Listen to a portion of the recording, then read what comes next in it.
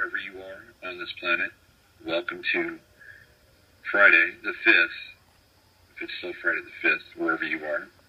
And if you're listening to this in the podcast format after the fact, welcome as well. This is Robert Phoenix, and you are listening to the Friday Forecast. And today we have a pretty fantastic show lined up for you. I think it might have been last week, I ran across a documentary called Source Family on Netflix, and I immediately knew I had to watch this as soon as I saw the title. And when I did, I was absolutely blown away by the documentation of a family, a spiritual family that lived and blossomed in Los Angeles from about 1969 to about 1972, 73, eventually moving to Hawaii right around 74, 75. And at the center of this family, known as the Source family, was an American iconoclast, and to the bone. His name was Jim Bakker, and he was a restaurateur. He was a World War II hero. When he was 12 years old, he was voted the strongest boy in America. He was athletic, he was big, he was charismatic, he was a millionaire, and he was dissatisfied with his life. So in 1967, 68, he started hanging out with the hippie generation that was frolicking around places like Hollywood Boulevard and Topanga Canyon and Laurel Canyon and all those interesting confines of consciousness that were exploding at that time. And also very deep underground, both dark and light. So he got turned on by a young hippie gal, and he never looked back. He left his life, and Jim Bakker died, and he became Father Yod.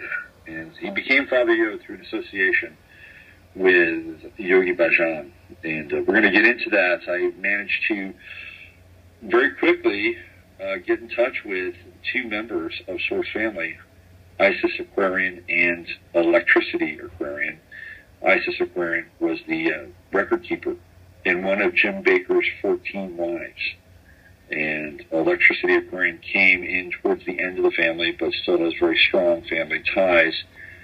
So for 45 minutes or so, maybe a little more than that, I spent time with them on the phone with them in Hawaii, and myself in Austin, and recounting life with the family and Jim Bakker. You're going to find it to be really, really interesting.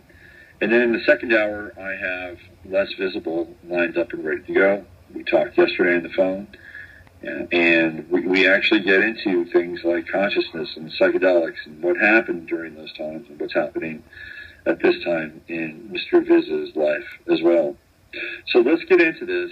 I'm going to play a track here. It's about 1 minute and 12 seconds.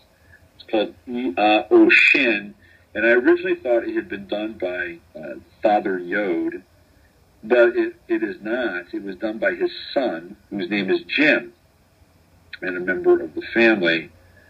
But this was a type of vocalization that the family would get into every morning. And this was a very musical group of people. They had a number of bands that were part of that experience, and some of their records are actually quite valuable if you have the original 33 1/3 long players. So let's do this. I'm going to play Ocean as kind of an invocation at the start of the program, and then we're going to get into the chat between myself and Isis Aquarian and Electricity Aquarian from Source Family. And I'll be back in about 60 minutes or so, and we'll bring on Mr. Invisible Ocean.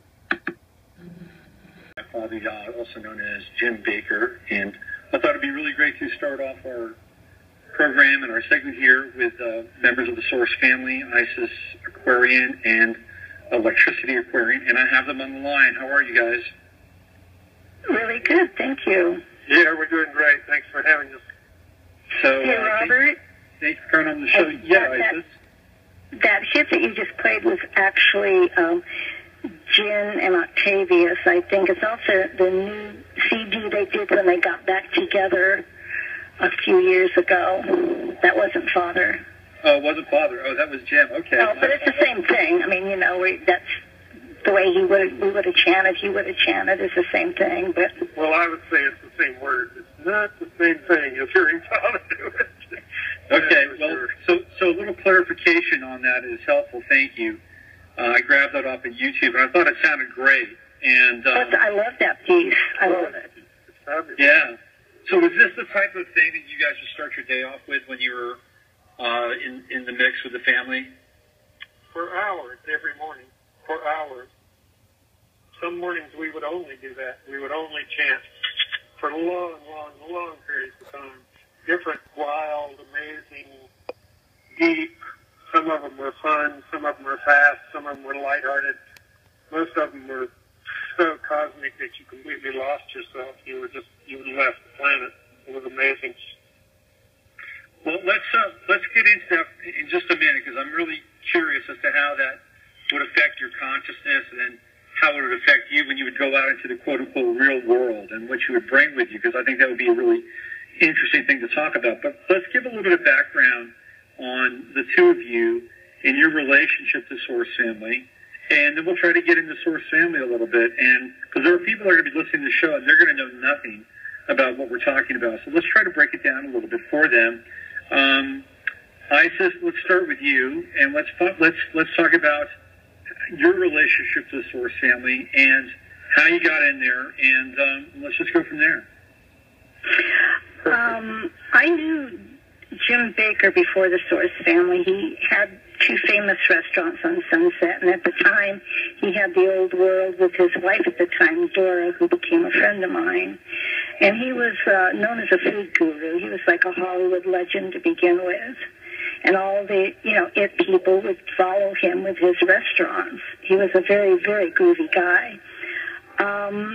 Then he's what I call the ultimate animal man. He just peaked at being a man's man and a woman's man, and everybody loved him. And then the hippies and flower children were hitting, and spirit was hitting, and the gurus and the Eastern religion, and he wanted to know what was going on. He was searching for something else. He'd taken that life as far as it could go. And he found Yogi Bhajan and got into his spiritual path. And in the meantime, he pretty well dropped out himself and opened the first high-class vegetarian restaurant in the country called The Source on Sunset Boulevard, which everybody came to. Again, it was wildly famous and popular. Annie Hall was filmed there, I think. Yeah. And lots of others. And lots of others. But the thing was, I had lost touch with him, and I was living with a famous rock and roll photographer, Ron Raffelli, and we were having a very good life going, and we needed some models that looked like Jesus, and I had heard that my friend Jim had opened up The Source. They were all wearing robes and had long hair, and I went down to get models, and I hadn't seen him probably in a year and a half. And when I stepped onto the patio and he came out looking like Moses, followed by a band of, beautiful, beautiful women and men with long hair, just all really incredible. I just time jumped, I call it, timeline jumped. I just turned immediately and left my old life and became part of The Source and joined him. And I knew instantly that we had made commitments even before this incarnation to be together and do the work, and this was our time frame. He very shortly made me the family historian and archive keeper, and pretty well said that I was to document to save the legacy, and that's kind of what I ended up doing. And I became one of his 14 wives, and that was our relationship. And he named her the keeper of the temple, the keeper of the record, and that's why we're here today, 40 years later. Right. You're going back into the temple and opening the temple vaults. What about you, Electricity? What was your introduction to the Source Family, and what was that like for you? The first people to come in, and I was one of the last people to come in. basically, I was living with a musician in San Francisco, and we were too hip for LA, but we knew that in order to make his music happen, we needed to go down there and check it out. Mm-hmm. So we got in my little green Chevy and took off with no money and a lot of faith and went to LA to find a music contract for him. And we spent about 10 days there, met some friends who let us stay with them, and, you know, put little things together and started meeting people with people on Sunset Strip and people in the music business and leaving tapes here and there and trying to build our business. But we kept going by this restaurant where there were all these people with long hair and beards and all these beautiful people. I mean, what was it? One of the magazine articles called us the beautiful people cult, and believe me, we were. It was amazing, the beautiful women and men up on Sunset Strip. So finally, at the end of those 10 days when we were completely unsuccessful and broke, I guess I'll just go ahead and tell it, we dropped acid and went out to the Venice Beach to soul search and figure out what we were going to do.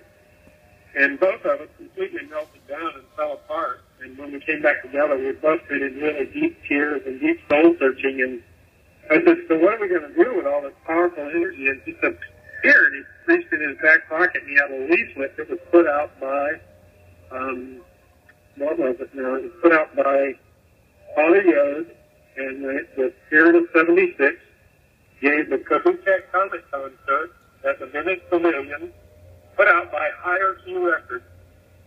I mean, you got to understand that we were completely tripping.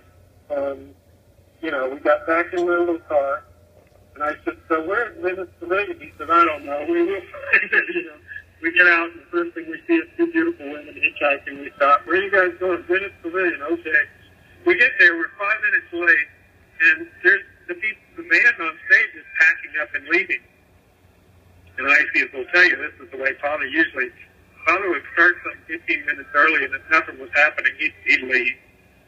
And that's just the way he was about everything. And it was a real small group, and he just folded the band. So 5 minutes into the concert, it was almost over. They were packing up and leaving. So we went up on stage, and this is how we met the most amazing group of people. I could talk for hours and hours and hours about that, but Father was a very special being, as I see it, so deep he almost had me in tears. I see with that little story. It was so touching the way you told it. It took me back. But yeah, it was an awesome journey.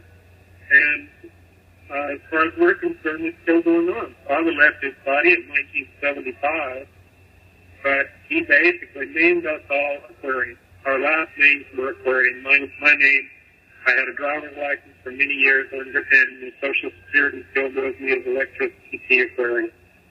So basically, that became our lives. Like I said, instantly, it became our lives. Nothing else mattered. Nothing else existed. But you have to realize also that was a time frame when that kind of thing was happening. Yeah, it was not out of the norm, especially in LA. It might have been other places, LA, San Francisco and LA, yeah. Cisco, a little bit of London, but you know, you had all the ashrams and the gurus and other things popping up. So hundreds of thousands of kids arriving every year. From all over the country. Yeah, just looking for something. With a backpack. You know, that was the time. This was 1969, 1970. You know, this was the time. It was amazing. And that time frame does have historical and cultural value, which is what the first family is being tagged as. Now that we've come out with our story and had saved so much of the archives to present it, and that was the problem with most of the groups back then, was they did not document or save when they dispersed and broke apart. And there were thousands, there were probably tens of thousands of them, tens of thousands. We were shocked when we started doing the research. Yeah, so once, you know, that all got saved and got presented, we are now being housed in a very prestigious archival program at UC Santa Barbara as, you know, historical and cultural value for the study by scholars and students long after we're gone. So the legacy basically has been secured and safe. Well, it's a so very... through Father Yod, through FatherYod.org. That site is up and has been up now for about 12, 13 years, through Father Yod, and that's Y-O-D, FatherYod.org. You can find pretty much all the books and all the music, and Father actually said that he would be teaching through his music long after he's gone, and sometimes the teachings aren't that beautiful, sometimes they're very powerful, sometimes they're almost ugly, sometimes they're almost pushy, but most of the time they are so touching on a deep plane because it's wisdom. It's not music, it's wisdom. He jumped music to another level, and his sons, 3 of his sons were able to jump with him, and they're still here playing music now. That's who the Yehovah 13 now is, that little band, although they're not touring or anything now. They have some albums out. So, Robert, how else do you want to lead this conversation? Because we could go off on tangents. Yeah, we'll talk for days. Oh, I know. This is great. I wish I had more time.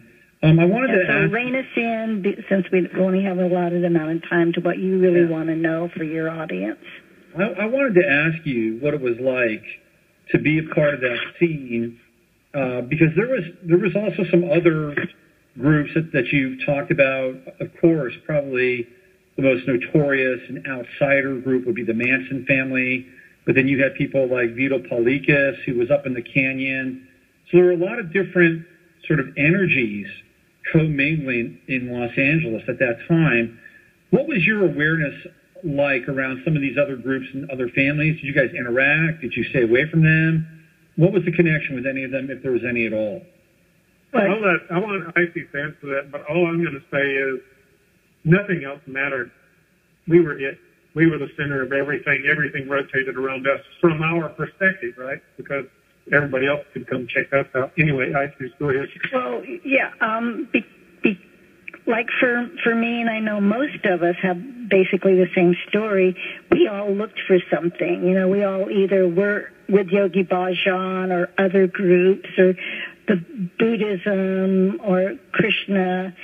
That was a time of just everybody trying to find their ray, their frequency that they belonged to, and most of us hadn't really hooked into anything until we met Father, and then we all just kind of knew that was basically our thread that we'd been looking for, our program. So the other communes and other things that were happening, it wasn't our home. We had our home, and having the restaurant down on Sunset Strip being not only famous, but right in the heart of everything, we were part of everything, but we didn't have to go anywhere. Everybody came to us. We were in our own circumvent force. We never went out and did anything. We were contained within our own family. Everything that we enjoyed and had, we did with the confounds of our own energy that we had built up. Our little circumvent force. Whether it was at work at the source or when we went home or whether we played music in the morning, it's like we had our own universe. We weren't really lacking anything. Except for the last year, we used to go out and give concerts at the colleges and even we gave one at Hollywood High. I mean, so Father did reach out a few times, but not very much. It was mostly, like Icy said, we were the center of the universe. And then, there was, in the early days, there were other groups that would, and other people that Father would definitely talk about, or they would come visit. They would come visit us, actually. Yeah. There was a few times we went as a grouping to places like Manly P. Hall Center. I don't know if you know who he is. He has the secret teachings of all ages. Yeah. And Father would talk about the Vedanta Center and the yogi. We would go see the Yogi Bhajan every once in a while. But then it just got to where we weren't going anywhere. We weren't doing anything because we were actually a mystery school, and we were on the fast track as a spiritual boot camp, basically. And I think Father basically knew that he wasn't going to be around all that long, nor did he want to be. Right. Yeah, he was actually, when I said he was the ultimate animal man, he had taken that up to as far as he could go before he went into a spiritual genre. And when he went into his evolutionary morphine, I call it, to a spiritual being, which we're all supposed to be doing, there's just so far you can take that, and then you just really have to make a decision why you're here, want to be here, you want to leave, and he did. He made that decision that it was time for him to move on, and that's what he did. And that was pretty much his M.O. his whole life, as Jim Baker. When he was done with something, he left and moved on. Mm-hmm. You know. Yeah. Well, did that answer your question? Yeah, Can a I little just bit. ask how much time we have left? Yeah, we got a little less than a half an hour. Okay, perfect. Yeah, there are a couple of things I want to make sure we get. Yeah, and we'll give all our links at the end. I sent most of them to Robert anyhow. What was your next question, Robert? Yeah, so one of the things that he gets into, again, I'm talking with Isis Aquarian, Electricity Aquarian, and they're a part of the Source family. And if you want to find out a lot more about family, which is how I found out about them, one of the things that Father Yod, which is available on Netflix right now. That's right. That's how I saw it on Netflix. He talks a fair amount about bawling, and I saw the statistics there. You guys had 54 births during the time that Source family was all together. Is that correct? Well, no, actually, that was over a period of time. Because we weren't that big. There were only about 110 or 15 of us most of the time. No, we had 52 births are tagged on the birth rope. Right, they're tagged on the birth rope, but the birth rope had births as late as 2000 probably, right? So there was a lot of creation coming out of the Source family, 52 births, and probably the most infamous or famous would be Solomon, who was the first birth, and he's actually kind of a miracle child. And I know that you were there, Isis, capturing all this. What was that? That's an understatement. Yeah, that was my first. That was actually my first night in the family, and I'd come from a studio, and Father actually called me and said, "Bring your equipment. We're having the first birth, and I want you to film it." And I just never, left. I had met him again a couple of days before, but I hadn't officially, walked out and moved in. But I did that night. I just never went home. So, we filmed the first birth in the family, and it was a miracle. The baby was born dead, the cord around his neck 3 times, and Father had already written his name down on a piece of paper. He knew who he was before he was born. And when the baby was born dead, he undid the cord and said, "God, if I let this baby live, I will speak nothing but the word of God." And he breathed into his mouth, and the baby came back to life, and he pulled his name out of his pocket and said, "This is Solomon," emerging from the temple once again. So it's, and there was many miracles, but he said, "This is not the time for miracles. This is not the time for a lot of things. This is a whole different thing that we're embarking on." But Solomon's amazing. He's an amazing child to this day. And what was your next question? Well, just the other question. We have 20 minutes. Yeah, you're good at the timekeeping and the record keeping. So one of the things I asked you yesterday when we were talking on the phone was what it was like for you to experience a lot of family life through the lens, since you were the record keeper. And you said that we would get into that a little bit. It was absolutely normal because my father was chief of documentations for the Air Force. I grew up being photographed for as long as I can remember and having lenses pointed at me or looking through lenses. And then when I was with Raffaele at his studio, that's more lenses, more cameras. I mean, that was just my world, capturing. She was a model. She was photographed. Yeah. So when I hit the Source, that was just from day one, I was looking through the lens of a camera or a movie camera or documenting or taping his classes. And carrying the tape machine all the time. Yeah, so the thing was, it didn't seem abnormal to me until a few years ago when Jody was interviewing me for the documentary, and she asked that same question, and that was the first time I went, well, yeah, maybe that was a little weird watching, my beloved leave the body through the lens of the camera. And I did for a second question my sanity about that, and then I went, no, that's what I was supposed to be doing, so that's what I did. And actually, when I thought about it, Robert, it tuned me into more exactly what I was feeling. I felt more of a connection because there was no distractions. I mean, I went right for the throat through the lens, right? Mm-hmm. Or I went right to the soul. So I felt like when I was shooting something, or especially Father, it's like I went right into him. We were completely connected with no distractions. So for me, I feel like I really scored. Amen. Amen.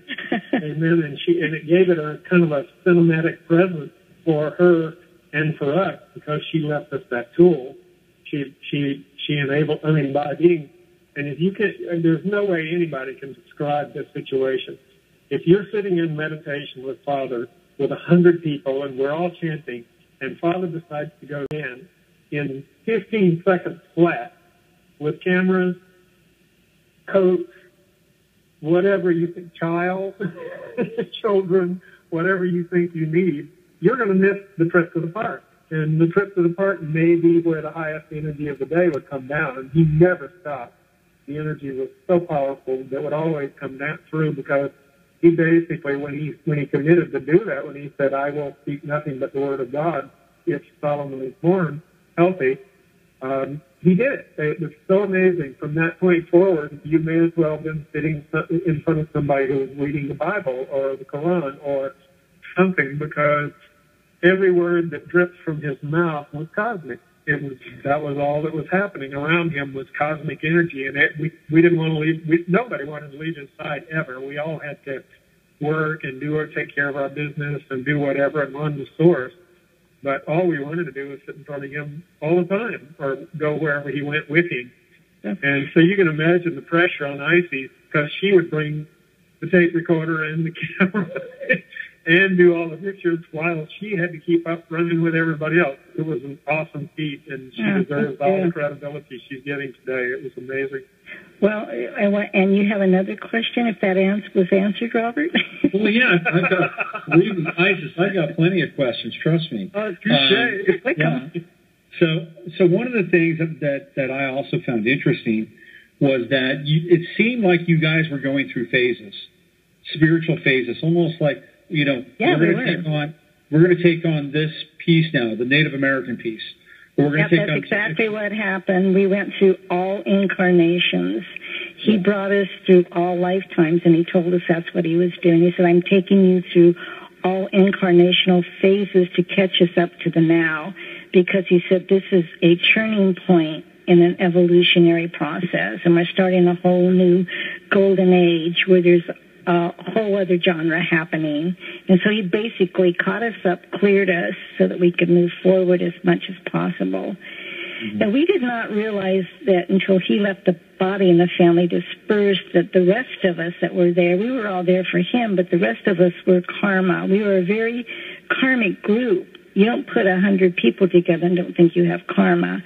So for the last 40 years, that's what we've been working out with each other. And I got to tell you very quickly, we don't all agree, and some of us don't like each other. Some of us have even moved on from each other. But we hold that time together as very sacred, and we honor that among us. You don't touch that time that we had together, even if we don't like each other now. So there is no source family anymore. There are groupings that stay in touch, but all I'm trying to do with the help of electricity and Jody, my partners, is just save the legacy for prosperity, pass it on, let people enjoy it, and we had a lot to share and offer. Mm-hmm. And to try to put a perspective on how much you could share and offer, there's just no possible way, if Isis and I sat here for 100 years, that we could explain to you what we experienced. But I give you a little frame of reference. I'm 69 years old. I've lived all over the world. I've had a very full life. I've raised a family, 3 adult sons. I've run many, many businesses. And I would say to you very honestly, probably 30 to 40% of the memories, all of the memories in my life come out of 1 year. And that was the year I spent with my father. Yeah, that's pretty awesome. I got there late. So it was, it was kind of, I had to catch what I could. And by then, he was no longer Father Yod. Very few people can understand that. Father was Jim Baker. Jim Baker died, I can tell you in no uncertain terms, Jim Baker was no longer in the body. Father Yod was a completely different being. And as I came into the family, Father Yod died, and he became reborn as Yehovah. And he was no longer that yoga teacher, that instructor, that drill sergeant in spirit, as Icy said, as we were, boot camp basically of spirit, because he was a Marine, one of the most highly decorated Marines in World War II. He ran us like a boot camp. We are going to learn spirit. We're going to get this down, And that carried a thread through all that we did incarnational. Yeah, we went through American Indians, Egyptians. We went through times we were together in other lifetimes, and we all felt it. So, next question. Well, one of the phases that you guys wound up Selamite sex magic, and you guys were practicing that. And for some people, we were practicing a very high sacred form of sexual energy called tantra, and it basically, because of the mystery school teachings, has been kept secret. But there's no secrets now. Everything is available to anybody. But that was part of taking it from ultimate animal being to a spiritual being. You take everything, and we took sex, drugs, rock and roll, and added spirit to it. So, of course, we did that with our sexual practices. We didn't have orgies. We were very respectful, and there was protocol in everything we did. And that's how Father kept his 14 women, and that's how the sons kept their women. But other than the Crawley aspect of it, the Crawley took high honored sexual practices, but he dipped to the dark side with it. It's all magic. It's all the same thing as what you do with it. And he wasn't able to handle it. His animal buckled under it, and he took it to the dark side.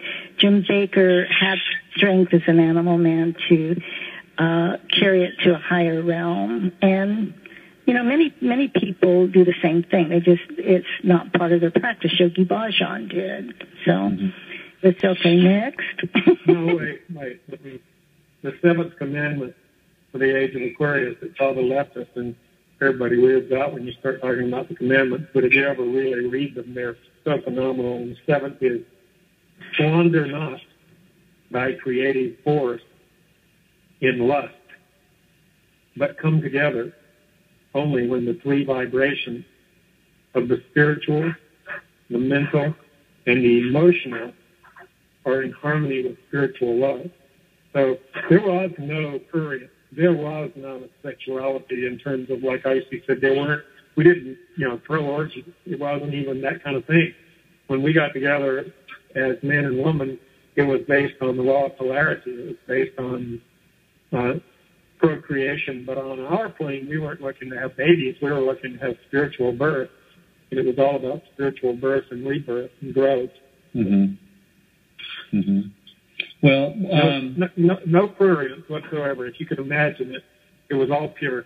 Like my wife recently said when she was being interviewed by Jody, she said basically Father took all of the lust out of the realm of sex. It became a sacred thing. Interesting. One of the things that the family had been accused of in the past is being a cult. And, I watched the movie. I watched the movie, and it didn't really. We were a cult. We were. A cult is culture. It's one's way of life and belief, and it was only in America that it had that stigma. And Charles Manson, the media needed a hit word when Charles Manson hit. Before Charles Manson hit, the word cult didn't even really have the meaning that was put on it because of him. And so there's a few things that this movie and the book has brought back is the balance to that word cult, being culture. And cult right now is a very in word with the hipsters in this generation. It's because they're understanding it now and the balance of it. So. And other nations don't think of the meaning the way we do so much.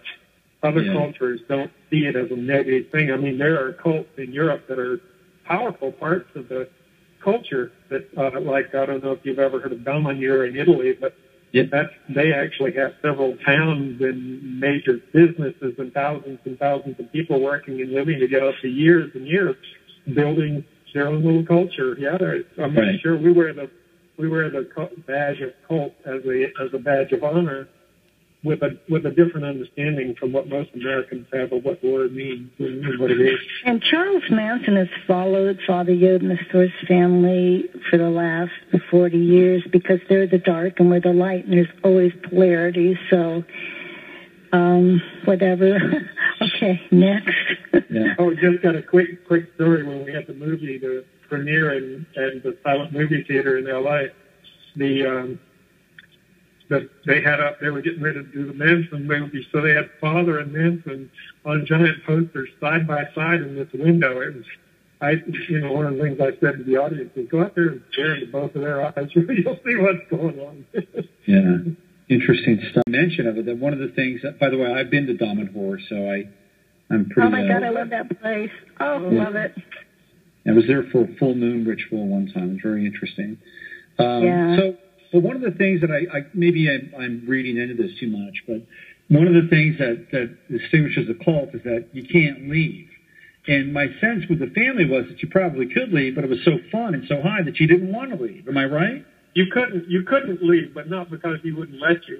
He would actually encourage us to leave. He said, if you can find anything higher than that, not only do I want you to go there, I want you to bring me there. Because this was a man who spent his entire life speaking. He was a Sikh. He literally wore the headdress of a Sikh, and he was one of Yogi Bhajan's most famous followers in a way, back in the day. A lot of the people who were there with Yogi Bhajan still remember Jim Baker as that crazy, wild character who, So yeah, you didn't have to stay there. He encouraged you to leave. And people did leave. And people were asked to leave. Yeah. We had formed a vibration, and we were really in a frequency of one.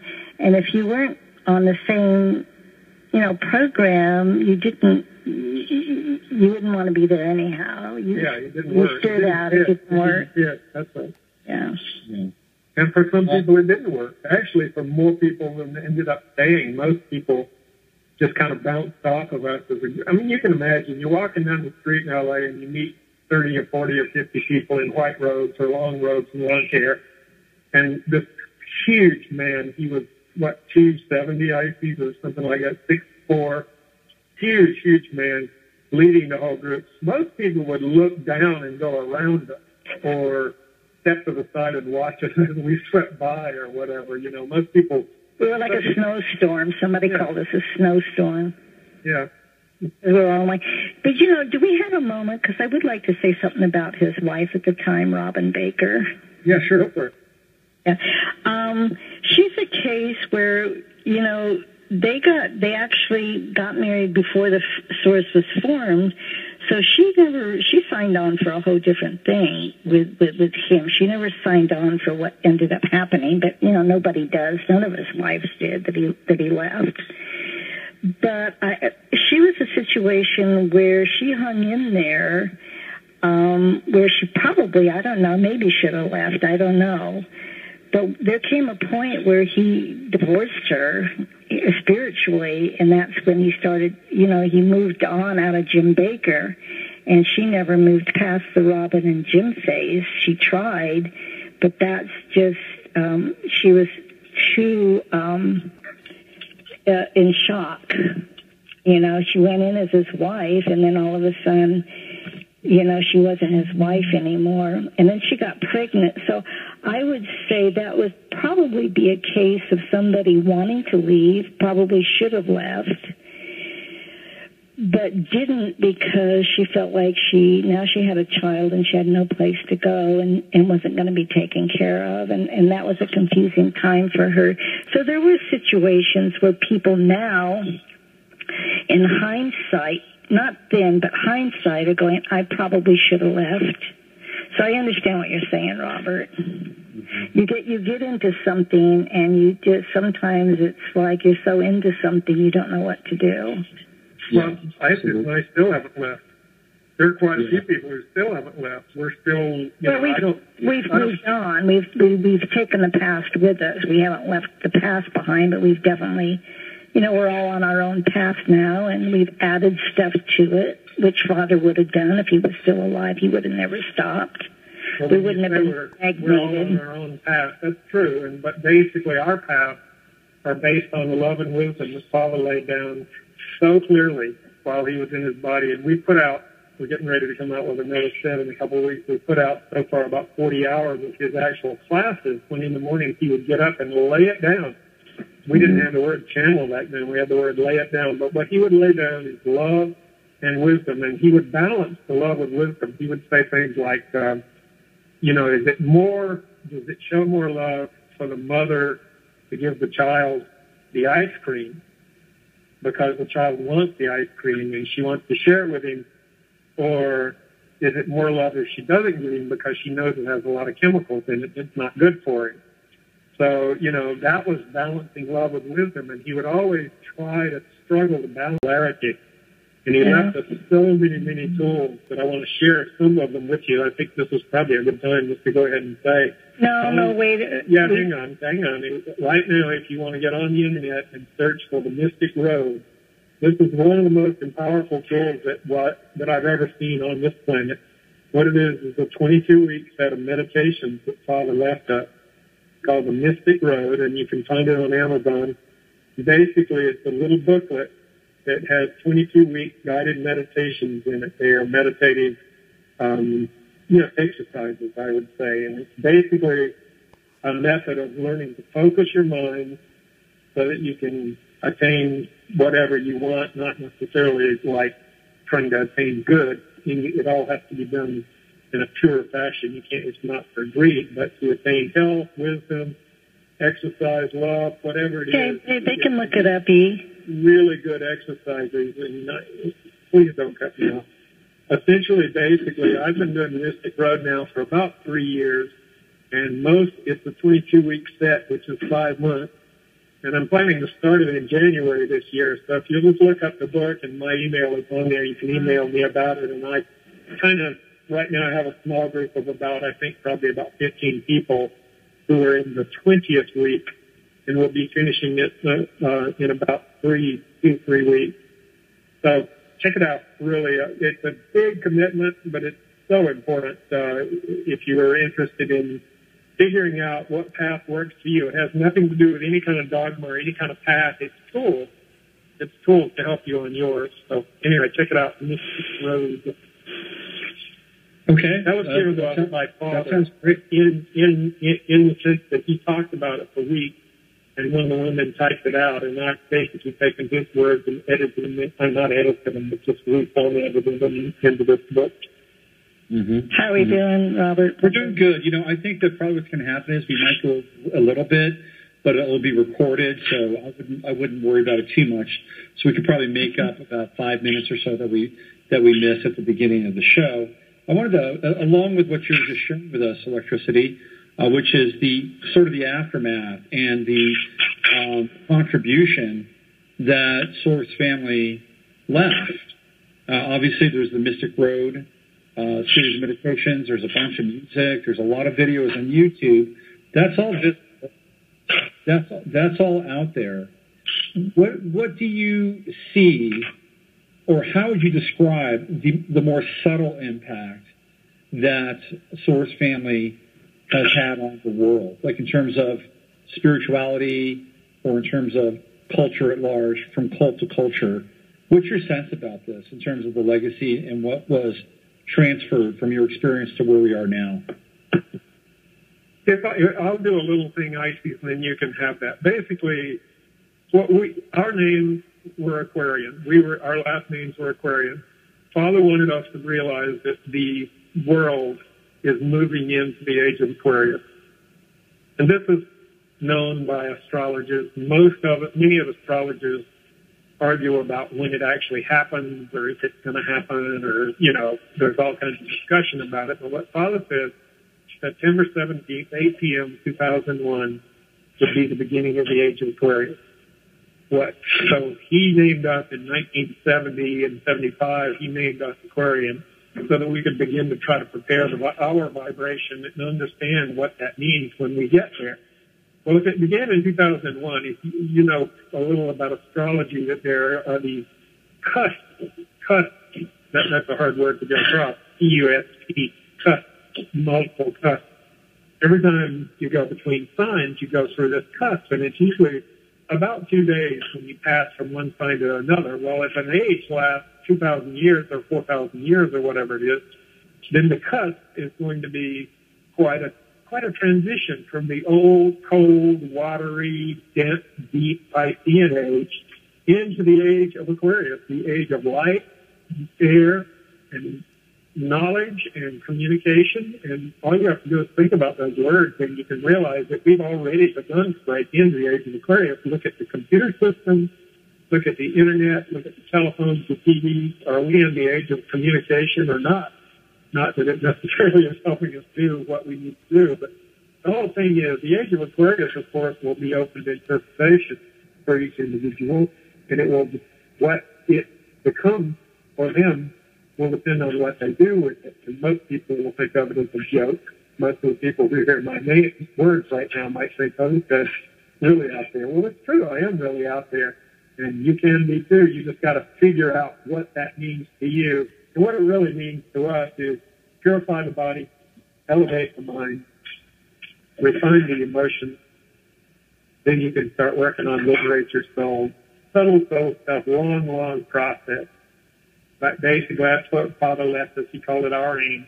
Our aim is to purify the body, elevate the mind, refine the emotions, so that you can work on liberating the soul. And then that way you can be of service to the rest of the race, which is when you say, what is the effect? That's what we're doing. We're trying to affect the rest of the race in the sense of giving them the understanding that they too can make a decision to and higher for them and keep moving forward in their path, in their own path. We don't have a path. We're not trying to sell anybody how we do it, because how we do it is how we do it. They have to do it the way they want to do it. Isis, do you have anything you want to share along those lines? No, that's pretty well said it. Okay. Well, let's cut to the end of the story. You guys wind up leaving Los Angeles, high hopes, high spirits. You go to Kauai, and I have been to Kauai, and the islands, all the islands in Hawaii they're supernatural, they're magic, and if you're not in the right place inside your spirit, it can be pretty rough in Hawaii. Oh my God, you got it. Yeah, if you're in the right place, it's paradise, and if it's not, it'll chew you up and spit you out and send you back to the mainland or wherever you came from. So you guys go to Hawaii. What was that like when you got there, and what was the transition or the interesting or challenging points of that transition for you? Well, we had, the goose that laid the golden egg was the source, and when we left that, it really started our downfall. We hit Kauai, and everybody thought we were the Manson family. You know, we came in 200 strong with long hair and robes, and we weren't quiet. We should have just gone to a monastery somewhere and,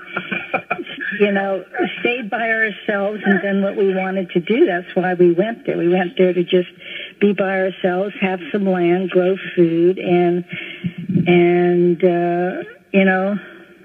be quiet. But, Father couldn't do that. That wasn't his personality. And we stirred up the islands, and it wasn't good. In fact, they made us leave. We left. And that started a journey to San Francisco. But we did come back to the Big Island in Hilo, and we had learned a little bit of a lesson. And they accepted us, and we were starting to do quite well there. And then, Father left the body, and we all dispersed. Yeah, So, but see, L.A., they loved us. We were the darlings of L.A., and so we were shocked that when we left L.A., nobody else knew us or treated us like that. And so it was a lesson for us, too. And just so you know, I'm sitting on the island of Kauai right now in my living room looking out at this amazing place where I've lived for the last 30 years. And the movie doesn't give, to my mind, a truly accurate. It's a good story, and I could see where it could be interpreted that way, and even some of the people who were interviewed interpreted it that way. But I've lived here now in Hawaii for almost 40 years, and I know that there was a fair amount of misinterpretation going on in the way people were reading the energy. I think some negativity came against us. I think it was probably mostly local kids out drinking on a Friday night or whatever. I don't think that there was a group reaction to us on Kauai, because I've been here 30 years, and a lot of people know me, and most of them will say, oh, yeah, I remember those guys. But that's about as far as it goes. Nobody sits around and worries about how radical we were then, you know. Here's the thing. There was Taylor Camp was going on here years before that, and it was a beach community of hippies that were, you know, not necessarily, they weren't legal, but obviously it was growing. It became very controversial.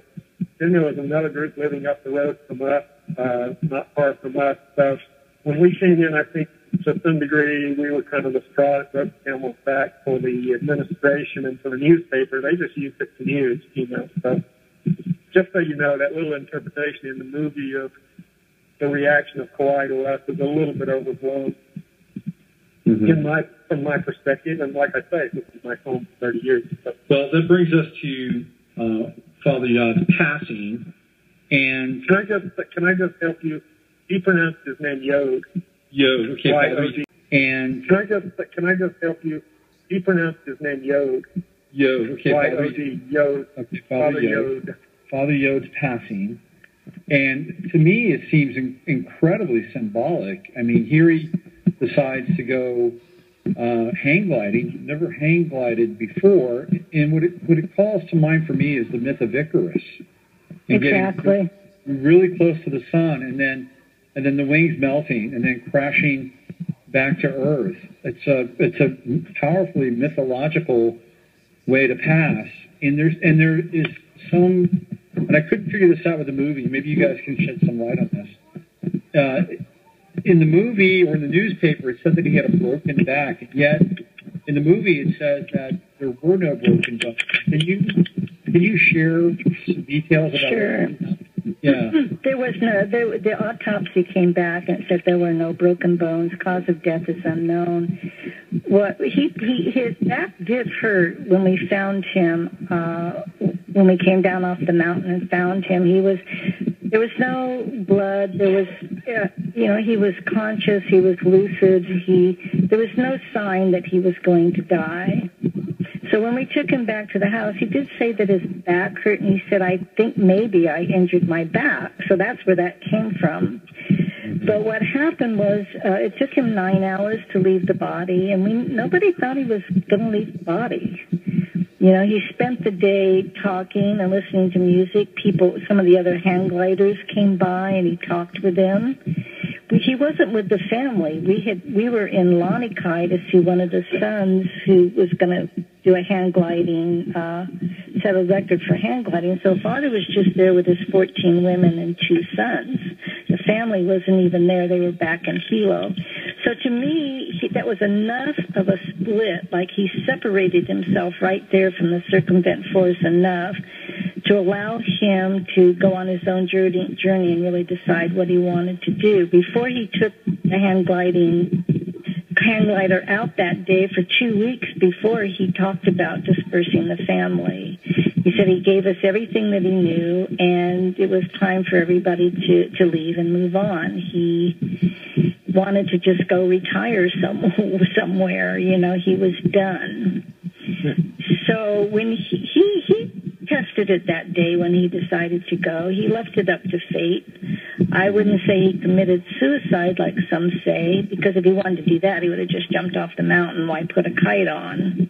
No, he landed the glider. And he landed the glider, but like I say, when we took him back, what happened was he would, as the energy moved up his spine, he told us, and each time it came to a chakra, he was in extreme pain. And he said it's like breaking a cosmic hymen.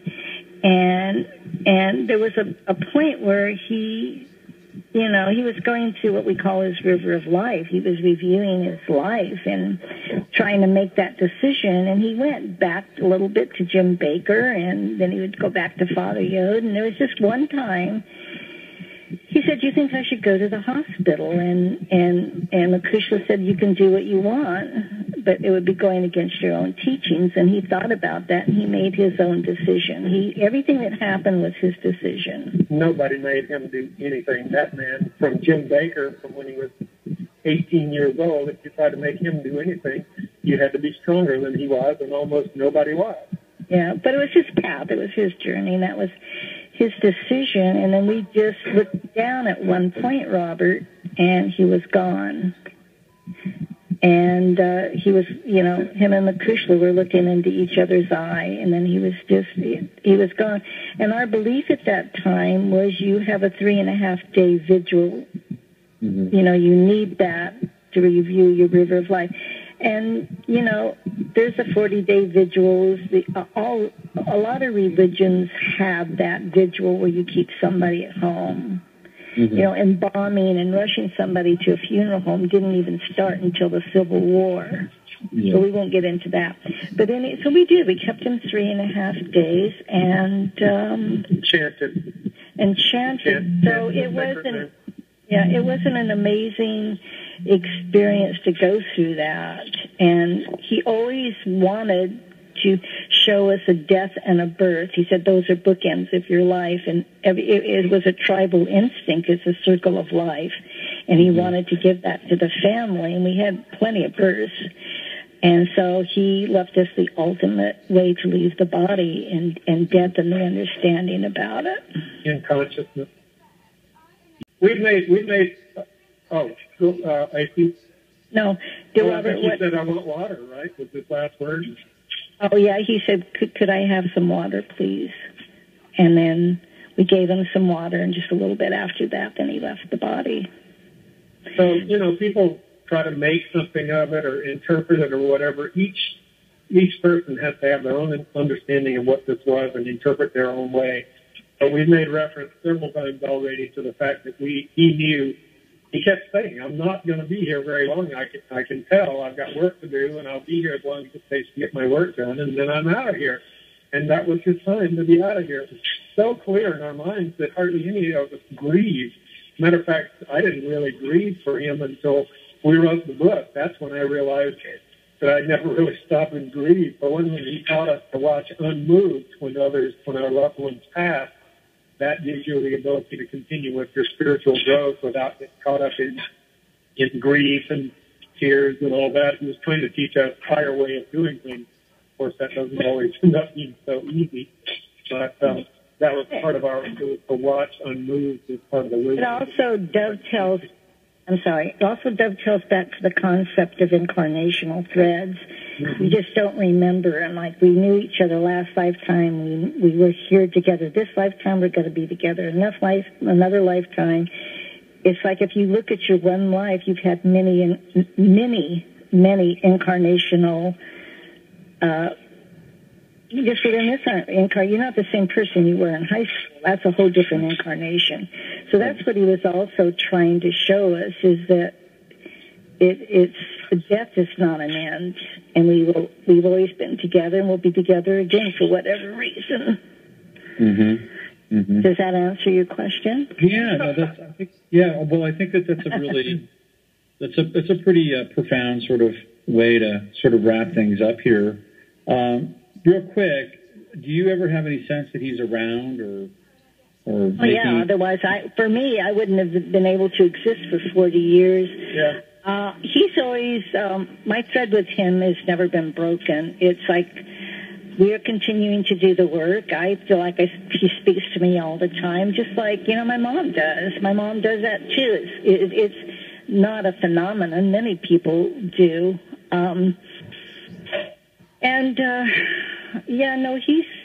He's still here, and he left us such a body of wisdom. If we can get anybody who grabs the book, unfortunately, not a lot of the wisdom is in there.